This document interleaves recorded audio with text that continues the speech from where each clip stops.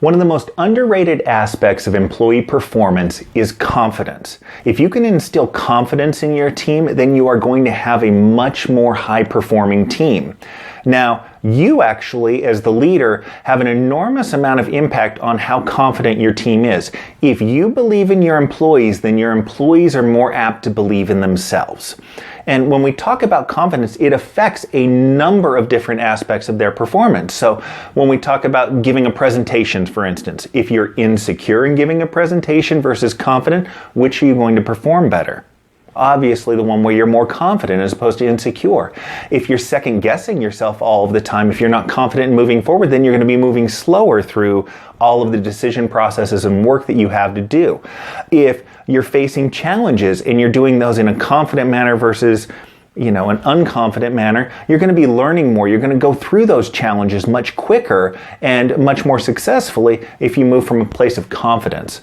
And lastly is simply being happier. If you're confident, if you have that sense of self-worth, if you have less stress in handling your job, then you're going to be happier. So when we talk about believing in your employees and instilling them with a sense of confidence, we're talking about hitting performance measures, speed on how fast they move through things, how quickly they learn things, and how their overall morale is. So believing in your employees has a direct reflection on the overall performance of the team and then your own performance, of course. So you want to expect the best out of your team. You want them to rise to the occasion whenever possible. You want to give them that rope, shall we say, to forge their own way. And, what's the worst that can happen? They make a mistake. I mean, don't tell me you can't fix those mistakes. Don't tell me you haven't fixed those already when they are working from an unconfident position. You have the ability to do that. It's your job.